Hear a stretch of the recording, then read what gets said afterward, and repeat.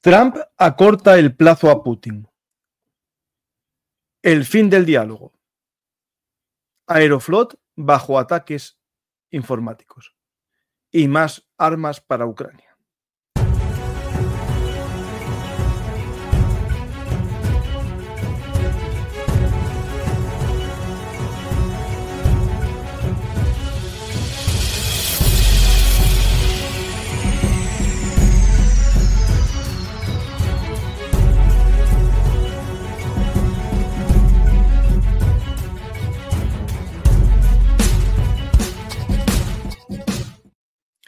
Hola a todos, bienvenidos a Verum Artis, actualidad militar y geopolítica. Hoy vamos a hablar de la guerra en Ucrania y de las últimas declaraciones de Donald Trump. Sabéis que Donald Trump está en Escocia, en una de sus propiedades, en un campo de golf, negociando con los europeos. Bueno, los europeos aceptan lo que Trump les da. Yo me río, por un lado, para no llorar, y por otro, también para que entendamos que a veces Donald Trump parece que no sabe lo que hace, pero en el fondo creo que perfectamente logra lo que quiere.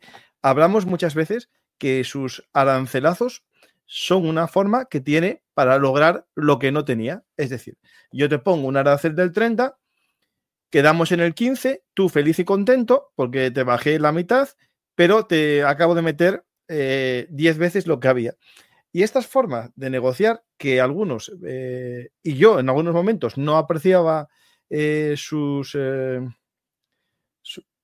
reglas, estoy empezando a entenderlas. Es decir, en primer lugar está haciendo una serie de países que van a tener unos aranceles muy bajos, en torno al 20% o menos, que son el arancel que en Europa podríamos decir que es un impuesto indirecto, por ejemplo, el IVA. Sabéis que en Estados Unidos no hay un impuesto federal, hay impuestos en los estados que gravan el consumo. Y él lo dijo, y os lo conté en el programa aquel del cartel con los arancelazos, en el que decía que en Europa había un IVA a los productos estadounidenses. Yo expliqué que no es lo mismo el IVA que el arancel, pero es cierto que a la hora de recaudar el Estado te sirve igual, llámeslo Pepito o Josito. Es decir, los aranceles son una forma de recaudación y sabéis que Donald Trump quiere aumentar la recaudación en impuestos indirectos para bajar el IRPF y eso es el objetivo de su política arancelaria con los países amigos, mientras que con otros lo crea o lo establece como arma comercial. La guerra moderna o la guerra siempre, pero en la actualidad, en este mundo convulso, tiene muchas formas de combate. No siempre hay que darse guantazos en el campo de batalla. Está la guerra comercial y en este caso la guerra arancelaria con los países que él considera adversarios. Con los aliados, lo único que quiere es equilibrar su balanza comercial, por ejemplo, imponiendo que ciertos productos que se compren sean armas estadounidenses y así su balanza comercial, en la que él solo habla de los bienes industriales y no de los servicios, porque ahí sí gana siempre, es decir, en los productos informáticos gana siempre, pero no los tiene en cuenta en su balanza comercial, porque es un bien, es un servicio más que un bien. Entonces él solo habla siempre de la industria, ¿no? Y ahí es cuando entra la industria militar, de la que hablaremos también. Pero hoy vamos a hablar de esta noticia. Hoy en su campo de golf estuvo con los líderes europeos, los enviados de la Unión Europea, la mayor parte de ellos alemanes, pero también estuvo con el primer ministro británico Keir Starmer y ahí, hablando con él, dice que he decidido acortar los 50 días que le di a Putin. Voy a cortarlos. Creo que ya sé su respuesta a todo lo que vayamos a negociar y por lo tanto me la repampinfla. Eso no lo dijo, pero lo pensó. Y os lo pongo el vídeo. Bien, pero hemos tenido discusiones. Unas 4 veces tú y yo hemos conversado, sí, creíamos que lo habíamos resuelto varias veces. Y luego el presidente Putin sale y empieza a lanzar cohetes contra una ciudad como Kiev, matando a mucha gente en un asilo o algo, hay cuerpos tirados. por todas partes. Las calles, yo digo, esa no es la manera de hacerlo. Ya veremos, estoy muy decepcionado. Estoy decepcionado con el presidente Putin. Muy decepcionado. Así que vamos a tener que ver hoy y voy a reducir esos 50 días. Le di un número menor porque creo que se lo voy a pasar. ¿De acuerdo, presidente? Muchas gracias. Bueno, hablan más rápido que yo todavía, pero empiezan a aparecer nuevas noticias y se va confirmando ese plazo de 10 días a 12 días. Habíamos hablado que el plazo de 50 días nos llevaría a septiembre y ahora, si se acorta, nos lleva a principios de agosto, un poquitín hacia el 10 de agosto más o menos. Pero esto sigue. También dijo hoy reflexiones como esta. Rusia pudo ser rica, pero eligió matar. Lo más curioso es que Rusia no tiene una economía tan grande. Tiene un ejército fuerte, sí, pero la economía definitivamente no. Para un país con 9 zonas horarias, eso es muy poco. Tiene de todo, minerales raros, energía, tierras inmensas. Podría haber sido una potencia económica, pero eligió otro camino, gastar el dinero en guerras, en matar gente y en armas. Cada vez que pienso que esto terminará, él mata más gente. Rusia, en lugar de convertirse en una superpotencia comercial, ha apostado por la vía del conflicto. Esto es lo que ya os dije muchas veces. A Trump, que le fuesen dando largas, aunque fuese su admirado Putin, sabéis que le duele en el ego, ¿no? Es decir, dos personas, dos gallos en el mismo corral no puede haber, y menos que una se ría de otro, ¿no?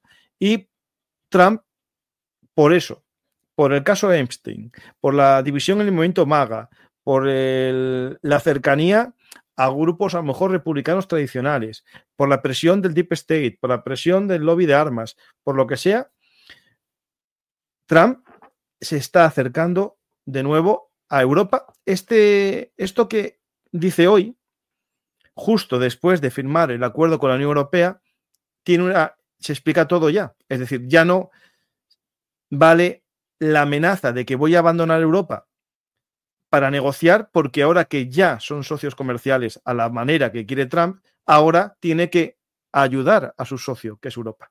Y esto es una muestra más de la vuelta al vínculo otanista o atlántico, como queráis decirlo, tras los primeros discursos, aquellos de Vance y Hagues en Múnich, también tras amenazas de salirse de Europa, pero la subida del 5% en defensa, 3,5% en militar y 1,5% en infraestructuras críticas, en protección de infraestructuras críticas, hace que Trump vuelva a Europa, y de hecho ya hay muchas cosas que estamos viendo que muestran esa vuelta a la protección de Europa, o por lo menos a la ayuda directa a Europa en esa nueva escena que se nos enfrenta, ¿no?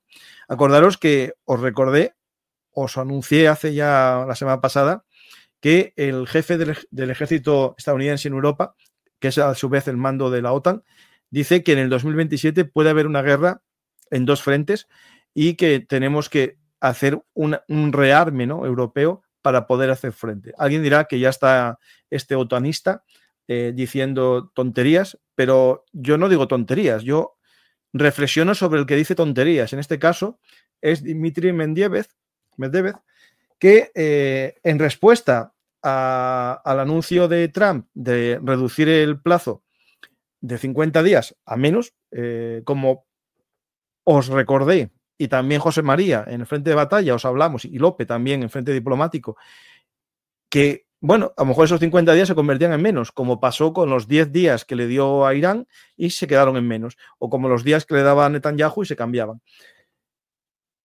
De hecho, esta forma de cambiar hasta se dio cuenta Medvedev, y Medvedev dice en su Twitter lo siguiente: Trump le está dando un ultimátum a Rusia, 50 días o 10. Deberías recordar dos cosas. Uno, Rusia no es Israel ni siquiera Irán. Cada nuevo ultimátum es una amenaza y un paso hacia la guerra, no entre Rusia y Ucrania, sino con su propio país. No siga el camino como Sleepy Joe. Sleepy Joe entiendo que es el presidente Joe Biden. Bueno, esto es una amenaza, pero bueno, sabéis que Trump no respeta mucho tampoco a este personaje. Ya lo dijo alguna vez en en respuesta a tweets de Medvedev. Vamos a ver cómo es la respuesta a este tweet. Voy a estar atento a ver si hay una respuesta de Trump a esta declaración de Medvedev. Bueno, esperemos que no sea así, pero lo que no se puede consentir es que por amenazas de una Rusia enfadada se abandone a Ucrania, ¿no? Es decir, esto es algo que Occidente no puede permitirse y Europa menos todavía, ¿no? Pues tenemos esta noticia, que para mí es la noticia del día, pero hay más cosas interesantes. Tenemos también, por ejemplo, para mí la noticia así más llamativa de hoy es el ataque informático a la empresa Aeroflot. No sale mucho en los medios de comunicación españoles. Aquí tenemos el caos en los aeropuertos de Rusia.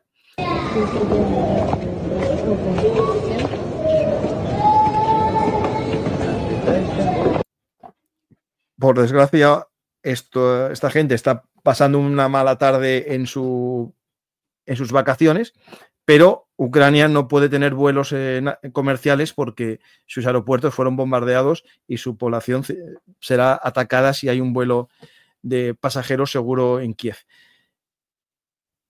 Ucrania quiere recordar a Rusia, y eso es parte, digamos, de la guerra híbrida, que la guerra está también en territorio ruso. Es decir, Rusia no solo ataca y bombardea, sino que también tiene que darse cuenta a su población de que está en guerra para que presione a Putin a dejar la guerra. O alguien dirá, no, va a haber más guerra. Puede ser. Pero los ucranianos piensan que acciones como esta, que no lleva consigo muertes, solamente lleva consigo el caos, puede lograr debilitar la imagen de fuerza de Putin, ¿no? ¿Qué pasó aquí? Pues tenemos la noticia, es un ataque al sistema informático de Aeroflot, la compañía aérea rusa por excelencia, que por cierto tiene ya problemas con los Airbus europeos que no tienen piezas, está haciendo que vuelen con piezas de mercado negro, pero lo va solventando. Es verdad que funciona bien la economía sumergida. Como dijo Putin, animo al país, ¿no? Al mercado negro, ¿no? A que traigan cosas como hacíais siempre, pero esta vez por el bien de Rusia, ¿no? Pues se atacaron 7.000 servidores, 7.000 bases digamos, de entrada de Aeroflot, digamos, todas esos terminales que hay en los aeropuertos, 7.000 de ellas, se destruyeron 20 terabytes de datos, y todo ello por un conjunto de hackers ucranianos y bielorrusos. Aquí tenéis un poco el resumen de datos y el mensaje. En código ASCII metieron insultos en ruso, alemán e inglés y referencias al FSB. Y un comunicado que ridiculiza al Kremlin y se burla de la Russian Federation. Russian Federation. Shit, de mierda.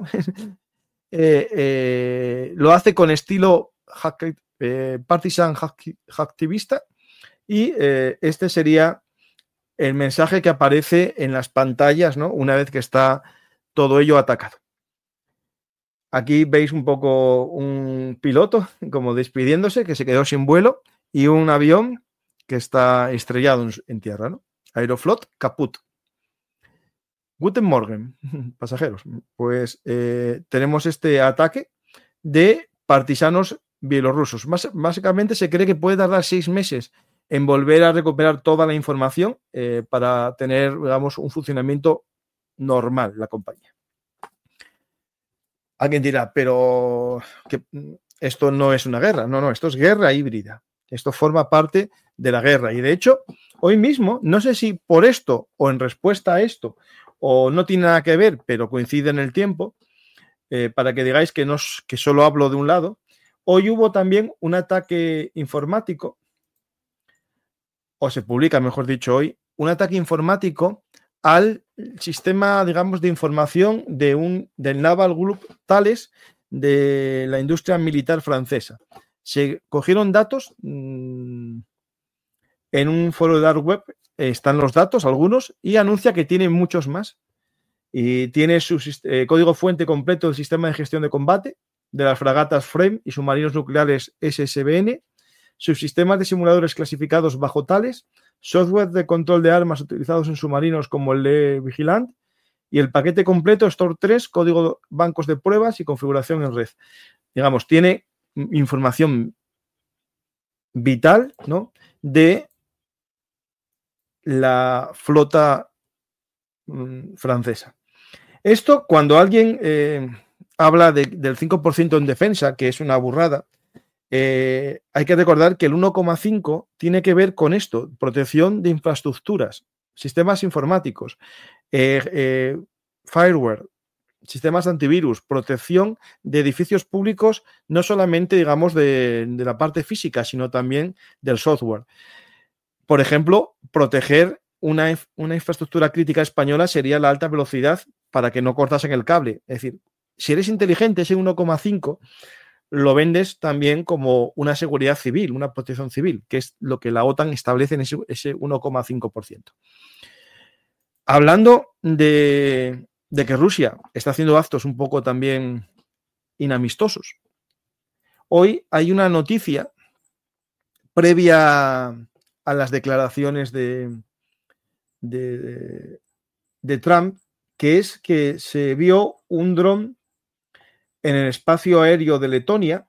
Lo tengo porque son tantas cosas que... Aquí está.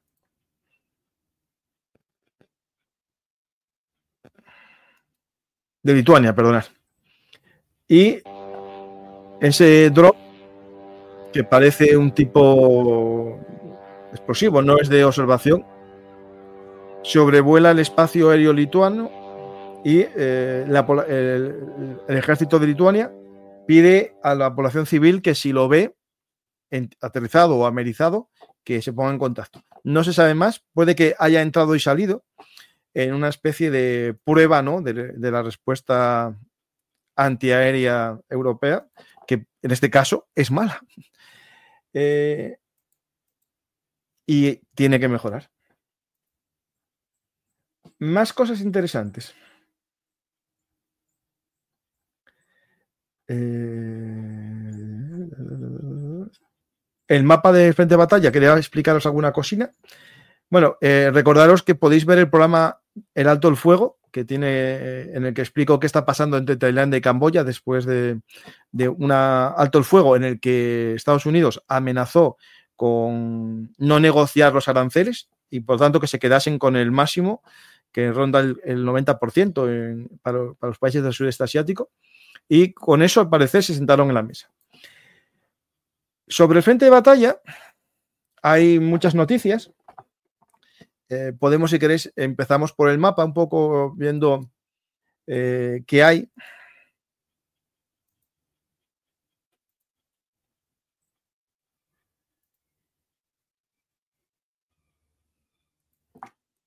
Estoy actualizando el mapa.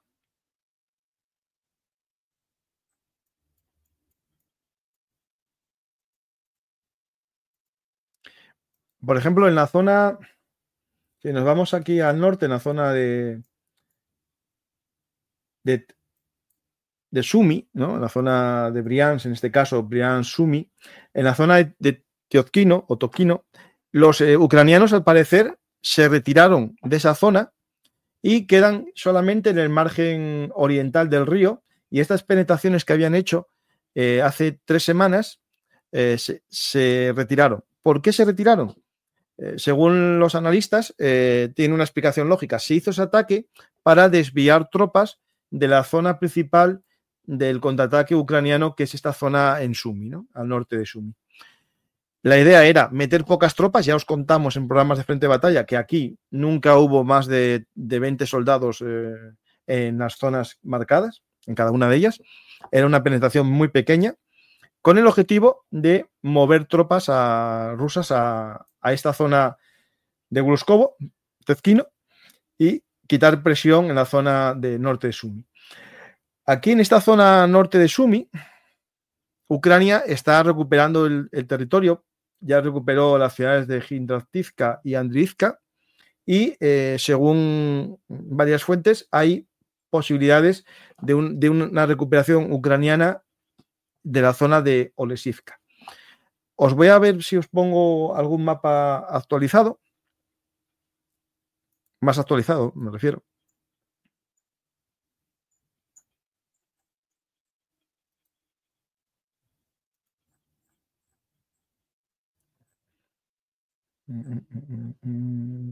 No, quería mostraros yo un vídeo que tengo.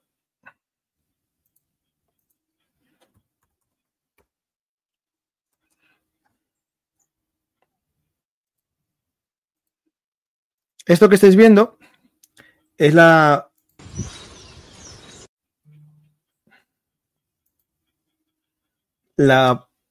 puesta de una bandera en Hidrakivka. Aquí veis la bandera ucraniana. En ese duelo de banderas, ¿no? que hacen los dos ejércitos cada vez que toman una posición.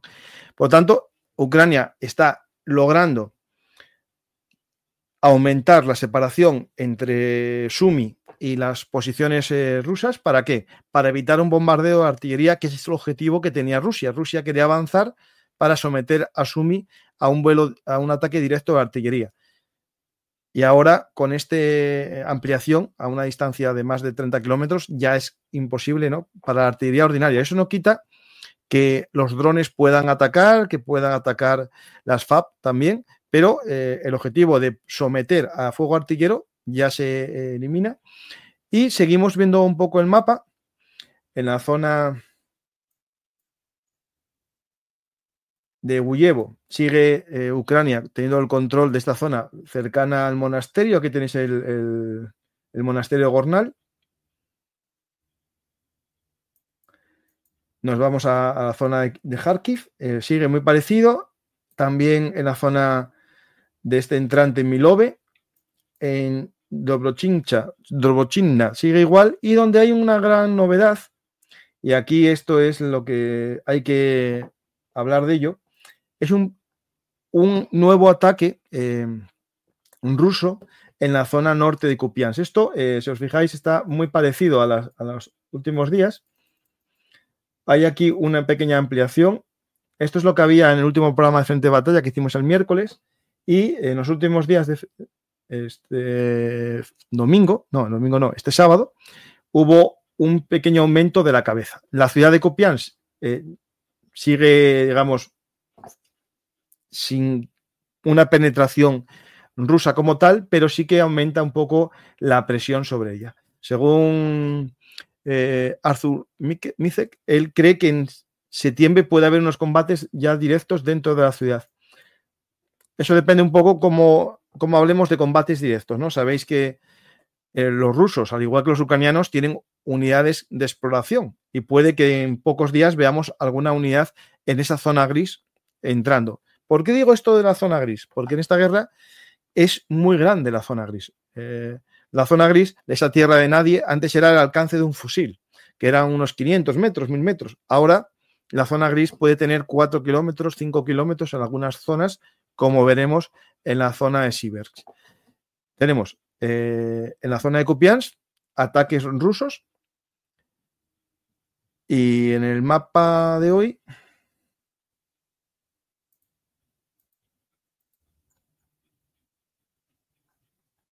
Kupiansk, tenéis aquí un poco ese aumento, ¿no? de la garra. Hoy hubo un aumento de la garra. Las fuerzas rusas han reactivado su ofensiva sobre Kupiansk, esta vez desde el noroeste. Tras los fracasos en el eje Radivka-Sinkivka, el mando ruso modificó su aproximación, y lo que está haciendo es aumentar la presión por esa zona que os conté hoy. Objetivo: presionar la línea de los Kil desde un ángulo no saturado, evitar la defensa ucraniana fortificada y amenazar la retaguardia logística de Kupiansk. Es decir, lo que está intentando hacer es lo que vemos en otras zonas, que no llega a ser nunca un verdadero asedio, ¿no? No llega a rodear completamente la ciudad, sino que al final acaban siendo una especie de U, ¿vale?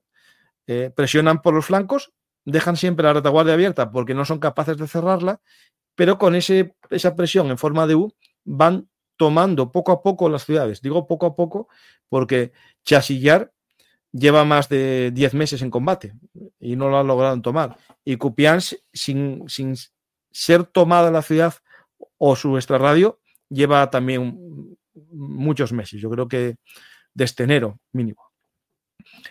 Pues tenemos Kupiansk, que hay que estar atentos a ver lo que está pasando en esa zona. Esto es la zona que vamos a ir ahora, ¿vale? Vamos a coger el mapa. En esta zona todo está muy parecido, no hay grandes cambios. Y nos vamos a la zona de Sivers, donde en Sivers, si os fijáis, hay un aumento de la zona gris.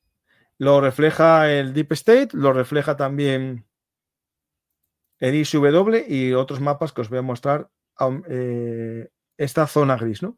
En este caso hay una cierta consolidación de tropa de Rusia y el aumento de zona gris.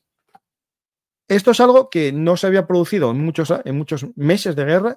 Esta zona de Sivers era un bastión ucraniano que se resistía a cualquier ataque, pero esta vez Rusia hizo un gran ataque, un ataque que vamos a ver ahora, que es uno de los más grandes que hizo en los últimos meses. No logró consolidar posiciones, pero sí aumentar la zona gris en la zona de Sivers. Vamos a ver un vídeo y después explico de esta situación.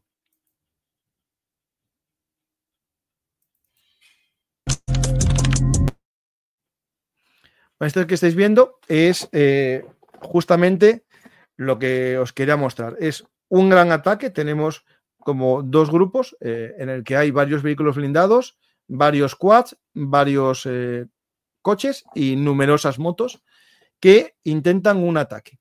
Ese ataque lo voy a narrar o lo voy a explicar. El ataque fue el 27 de julio, en el que se indican que fuerzas rusas avanzaron recientemente al noroeste de Sivers durante un asalto mecanizado reforzado del tamaño de una compañía. La brigada ucraniana que repelió el asalto informó que las fuerzas rusas tenían 6 tanques, 3 vehículos blindados de transporte de personal APC, 6 vehículos blindados de combate AFV-MTLB, un vehículo blindado de recuperación, 16 vehículos civiles, 2 buggies y 41 motocicletas. El grupo de fuerzas Kortisia de Ucrania informó el 26 de julio que las fuerzas ucranianas repelieron un asalto motorizado compuesto por hasta 80 unidades no especificadas. Es decir, hubo 2 ataques, no uno. 2. Uno primero, el día 27 y otro previo al 26, o sea, 26 y 27. Las fuerzas rusas intentaron uno de los mayores ataques en los últimos meses desde esta zona. Algo que lleva a plantearse a los analistas, por ejemplo, del ISW, que en esta acción que estamos viendo es una de las que más vehículos blindados rusos vimos en los últimos meses. Y algunos hablan o se teorizaba, ¿no?, de que se había reducido el número de blindados por un cambio de doctrina, un cambio de estrategia, y se había priorizado, ¿no?, el uso de motocicletas. Pero estamos viendo que Rusia, cuando quiere hacer una gran ofensiva, como ya habíamos hablado muchas veces con José María, quiere hacer una gran ofensiva, emplea blindados. Puede ser que los esté guardando para lugares como este, que quiere romper el frente, y los usa de punta de lanza, acompañado de motos, como ya estamos viendo, pero, digamos, sigue empleando blindados cuando los necesita. Por lo tanto, esa idea de que Rusia no usa blindados porque no quiere, no es verdad. Y la pregunta que nos tenemos que hacer es ¿por qué limita el uso de blindados? Aquí hay un informe interesante que os lo voy a buscar ahora mismo. Es de una revista ucraniana, pero se basa...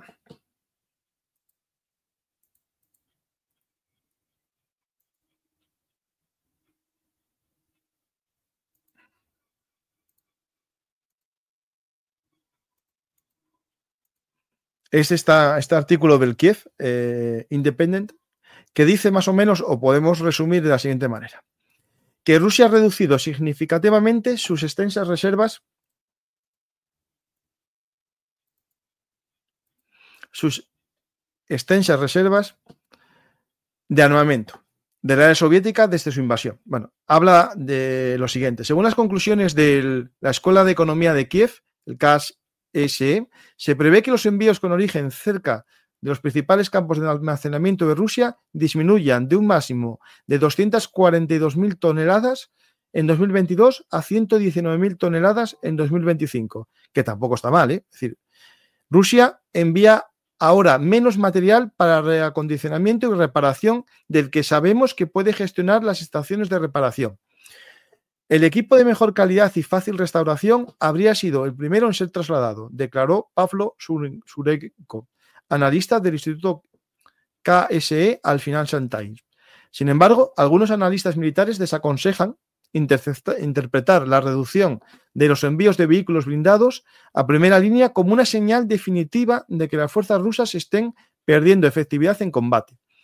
Estos expertos señalan que las tácticas de combate de Rusia se han adaptado para emplear menos vehículos de este tipo. Y además observan que las Fuerzas Armadas rusas también están invirtiendo considerablemente en la acumulación de nuevas reservas.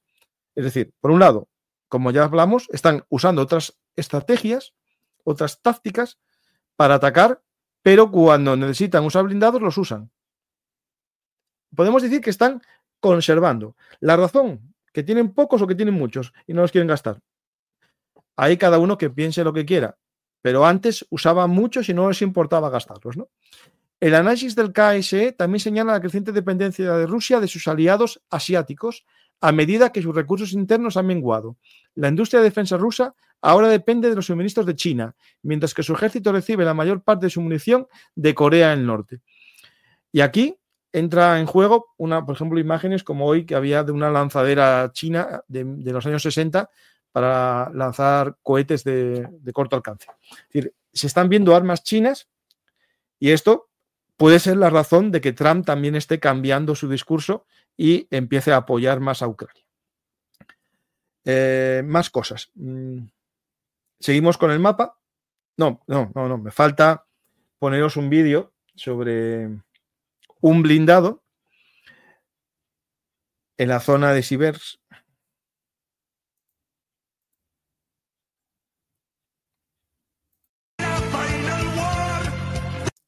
Aquí podéis ver un tanque Tortuga con un gran caparazón, pero ante el dilema eterno, ¿no? Velocidad o armadura, los rusos optaron por la armadura, ¿no? Una armadura que hace que sea muy difícil destruirlo. De hecho, uno de estos modelos de Tortuga necesitó 60 drones para ser destruido.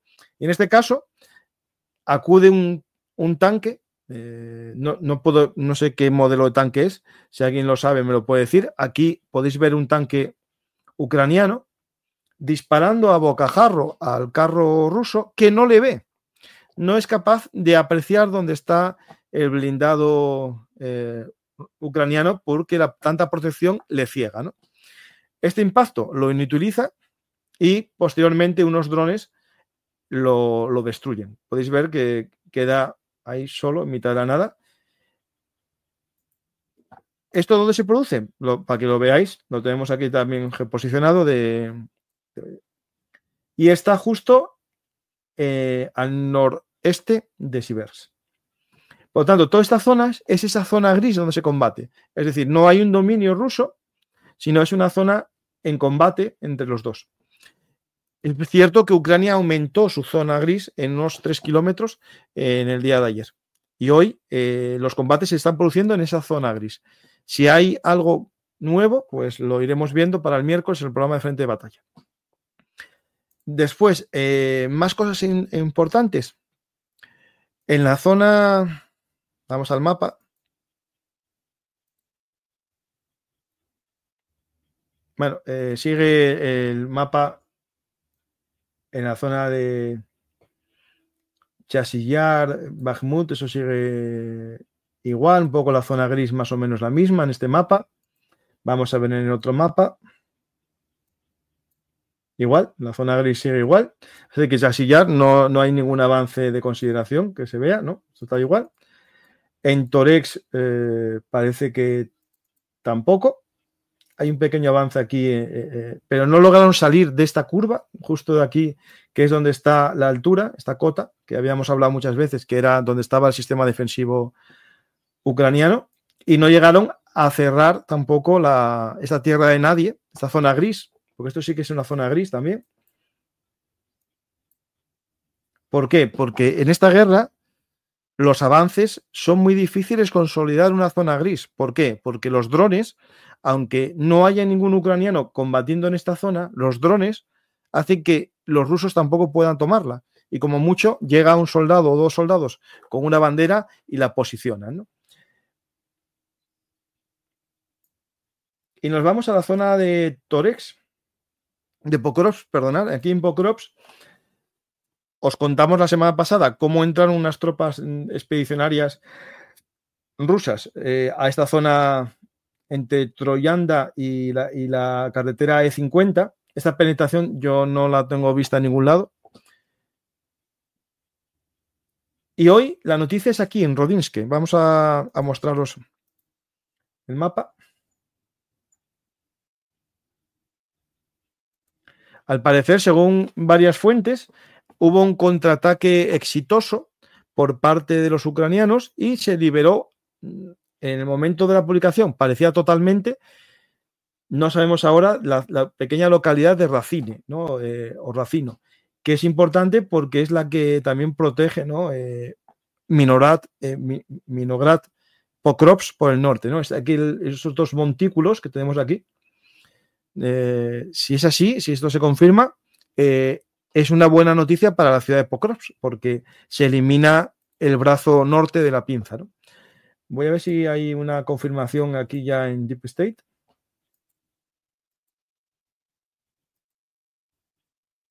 No, en Deep State no lo confirma, pero lo que es cierto es que todavía Rusia, tras yo creo que más de 10 días, no logró consolidar la apertura entre las dos montañas, ¿no? Entre estas dos colinas que ya os mostramos muchas veces en la zona de Racine. Voy a ponéroslo.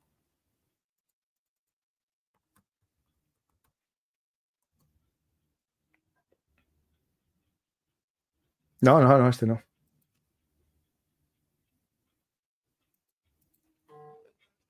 Un segundo.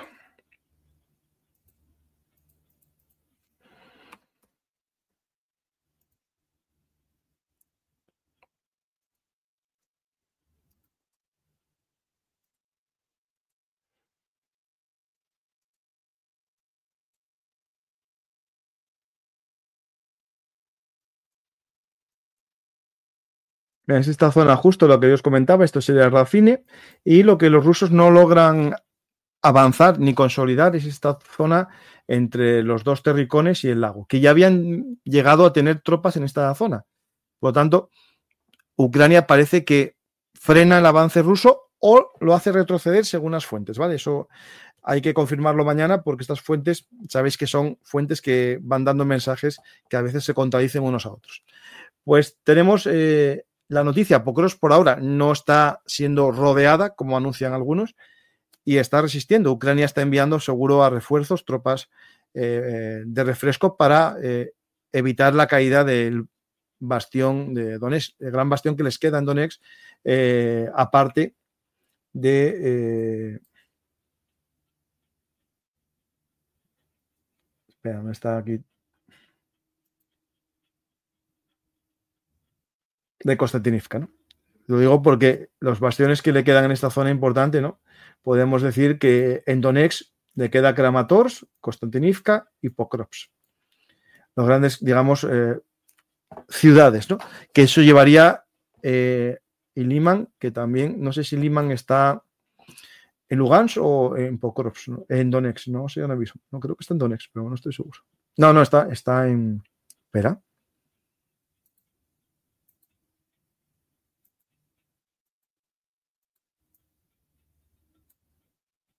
Está en Donetsk. Porque aquí está el borde. Pues es un bastión importante.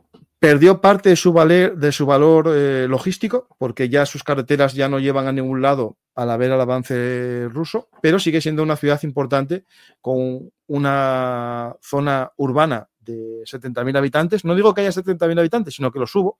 Y eso hace que su defensa sea más sencilla y que cueste a los rusos mucho el avance. Por lo tanto, la ciudad no creo que caiga fácilmente, salvo que se decida que caiga, y no creo, viendo las noticias ahora a nivel internacional, que Ucrania abandone la ciudad. Vamos a ver que tenga incluso más apoyo militar, que pueda hacer una cúpula antiaérea para evitar que se lancen las FAB rusas, que es lo que está haciendo que Rusia avance. Es decir, si ahora se mejorase la defensa antiaérea y se evitase que los aviones rusos se acercasen a 100 kilómetros, pues se acabaría la posibilidad de lanzamiento de FABs. Y eso lo podemos conseguir con los Patriot, acercándolos al campo de batalla de vez en cuando, como se hizo en la zona de Kursk en algunas emboscadas, ¿no? Pues vamos a ver qué preguntas tenéis y finalizamos. ¿Ganará la guerra Ucrania? ¿Qué te parece? A ver, Ucrania lo que no tiene que hacer es perder la guerra. A ver si me entendéis lo que quiero explicar con esto. Tiene que evitar que Rusia la gane y que Rusia se vea obligada a negociar de alguna manera. Ucrania ya cumplió lo más importante, que es salvar su integridad como nación.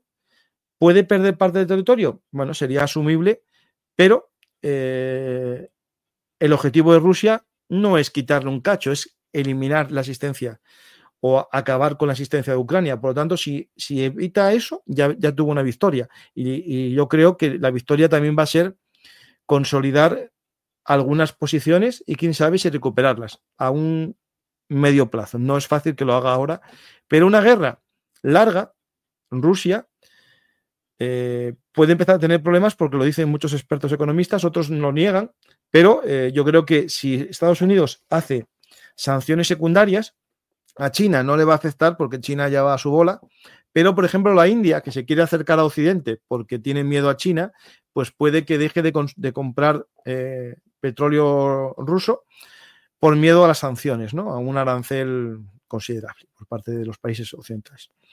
¿Qué podemos esperar de Estados Unidos una vez pasen esos 12 días de límite para Rusia? Pues un arancel del 100% como castigo. Es decir, Estados Unidos y Europa ya no tienen muchas sanciones posibles contra la economía rusa, salvo el arancel subsidiario o secundario. Es decir, atacar a aquellos países que compren petróleo ruso, entre ellos España.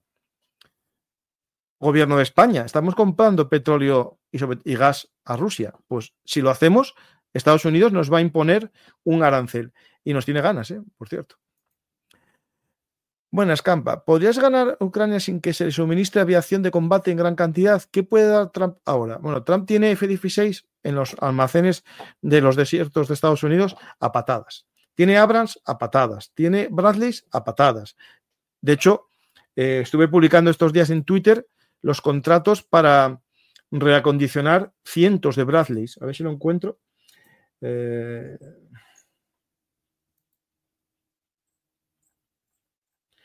Y os digo la cifra exacta en millones.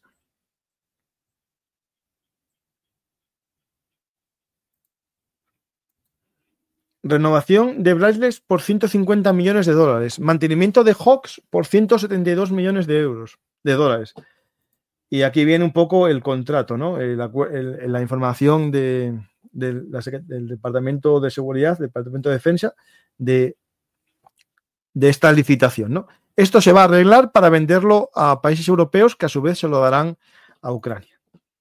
Y hoy hay una noticia que tiene que ver con armas también, que es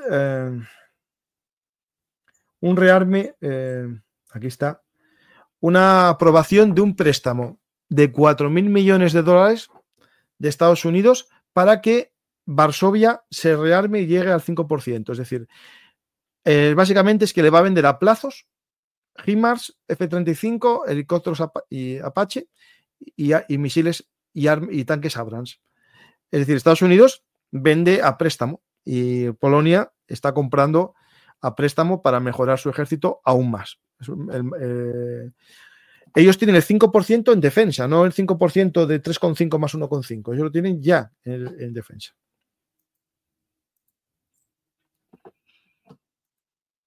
¿Pensamos todos que el peligro está en Pokrovsk? ¿Puede ser que Kupiansk sí que peligre? A ver, aquí el tema es que es la teoría de la manta corta, es decir, Ucrania tiene que tapar lo que puede y Rusia lo mismo. Entonces, ¿qué puede estar haciendo Rusia? Un simulacro de avance en Kupiansk y ataca en Pokrovsk, o hace un simulacro en Siversk y ataca en Kupiansk, o al revés, o hace lo que hace siempre, ataca en los 3 sitios y debilita los ataques, en vez de concentrar todo en un sitio, ¿no? Pensamos, ¿qué ha sido de Lukashenko? ¿Quién era el representante de Putin para la paz al inicio de la guerra? No lo sé. El representante de Putin, yo creo que era el propio ministro de Exteriores, me parece. Aunque el actual negociador en Estambul, que no me acuerdo el nombre, también estuvo en las negociaciones primeras en Estambul. Buenas, ¿es cierto la acumulación de artillería rusa en el arsenal N-80, reservas para después de la guerra? Bueno, o para durante, ¿no? No sé. Es decir, si están reservando artillería es porque tampoco tienen tantos cañones, ¿eh? A ver, cada vez tienen menos cañones. Los cañones que están usando últimamente son de corto alcance, por eso se eliminan tantas piezas de artillería. En vez de estar usando calibres de largo alcance, se están haciendo de corto. Y eso hace que los drones ucranianos cada día destruyan muchos cañones rusos. Y al final tendrás mucha munición, pero no vas a tener bocas de artillería.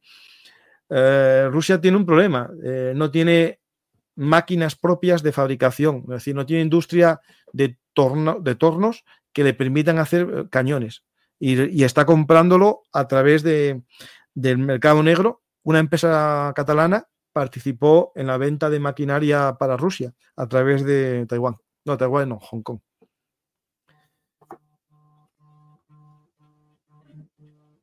¿Qué más cosas? ¿Cómo va el accountability de material proporcionado por USA? ¿Has visto a los F-35 practicando para operar desde carreteras en Finlandia? Bueno, lo vi ya hace tiempo en Suecia. Me imagino que será lo mismo. Eso es una estrategia que tanto Estados Unidos ya tenía en su mente para los bombarderos en la Segunda Guerra Mundial. En la Segunda Guerra Mundial no, en la Guerra Fría. Ya había, creo que fue con no me acuerdo con quién, con un presidente que estableció un plan para que las autopistas sirviesen de pistas de despegue. Y los suecos lo tienen. Yo cuando estuve en Suecia se me cruzaron 2 Gripen por la carretera en un semáforo que iban a una de estas pistas para despegue. Bueno, os dejo. Espero que os haya servido este programa para saber qué está sucediendo en la guerra de Ucrania y recordaros que podéis ver lo que está sucediendo en la guerra entre Tailandia y Camboya en el programa que hice esta tarde llamado Alto el Fuego. Esperemos que, como en el caso de Camboya, las presiones vayan bajando y este convulso mundo se enfríe un poco y podamos vivir todos en paz, que es lo importante, ¿no? Pues gracias a todos, nos vemos otro día más aquí en Bellum Artis, actualidad militar y geopolítica. Os invito a dar a me gusta, dejar un comentario, compartir, suscribiros si sois nuevos, dar a la campanita y apoyar al canal, que necesita vuestro apoyo. Gracias a todos y nos vemos otra tarde más aquí en Bellum Artis, actualidad militar y geopolítica. Os recuerdo que hay otro canal que es Bellum Artis, historia militar, que también os va a interesar, porque no se entiende el presente sin conocer el pasado. Gracias a todos y hasta la próxima.